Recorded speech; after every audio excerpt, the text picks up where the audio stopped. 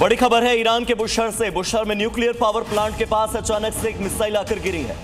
Iran के परमाणु ऊर्जा संगठन का दावा है कि न्यूक्लियर पावर प्लांट के किसी हिस्से को नहीं नुकसान पहुंचा। परमाणु ठिकानों पर हमले को बताया अंतर्राष्ट्रीय नियमों का उल्लंघन। ईरान का दक्षिणी हिस्सा और खाड़ी का तट एक जोरदार धमाके से दहल उठा। ईरानी अधिकारियों ने आधिकारिक पुष्टि करते हुए कहा है कि बुशहर परमाणु बिजली संयंत्र के बेहद करीब एक दुश्मन प्रोजेक्टाइल गिरा है।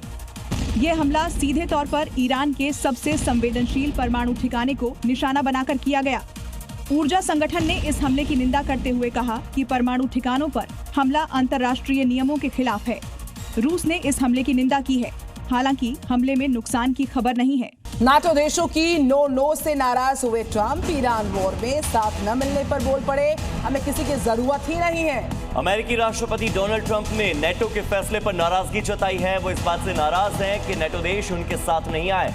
ट्रंप ने ईरान के खिलाफ युद्ध में साथ न देने पर नेटो सहयोगियों की तीखी आलोचना की। वो कह रहे हैं कि अमेरिका दूसरों की सुरक्षा पर अरबों डॉलर खर्च कर देता है और जब जरूरत पड़ती है, जरूरत के समय सहयोगी उनका साथ नहीं देते। ट्रंप ने कहा युद्ध में हमारा साथ न देना नाटो की बहुत बड़ी गलती है। अमेरिकी राष्ट्रपति डोनाल्ड ट्रंप ने कहा कि नाटो सहयोगी इस ऑपरेशन में शामिल नहीं होना चाहते और अमेरिका को किसी की मदद की जरूरत नहीं है। उन्होंने नाटो को वन वे स्ट्रीट करार देते हुए कहा कि अमेरिका हर साल सैकड़ों अरब डॉलर खर्च कर इन देशों की सुरक्षा करता है, लेकिन जरूरत के समय ये देश अमेरिका के लिए कुछ नहीं करते। ट्रंप ने कहा कि अमेरिका ने हमेशा नाटो देशों की रक्षा की, लेकिन बदले में सहयोग नहीं मिला। ट्रंप ने दावा किया कि अमेरिका ने ईरान की सैन्य क्षमता को पूरी तरह तबाह कर दिया है। मिडिल ईस्ट से इस वक्त की ब्रेकिंग न्यूज है। इजराइल के प्रधानमंत्री बेंजामिन नेतन्याहू का जो अगला टारगेट है, क्या वो हरमुज ही है? दरअसल एक उच्च स्तरीय बैठक के दौरान नेतन्याहू को नक्शे पर पेन से स्ट्रेट ऑफ हॉर्मुज की तरफ इशारा करते देखा गया और नेतन्याहू का ये इशारा वैश्विक हलचल की वजह बन चुका है।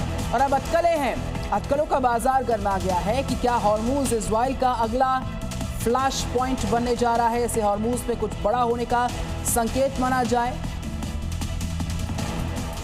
सूत्रों के मुताबिक ये वही रणनीतिक वाटर स्ट्रेट मार्ग है जहां से दुनिया के बड़े हिस्से का तेल गुजरता है।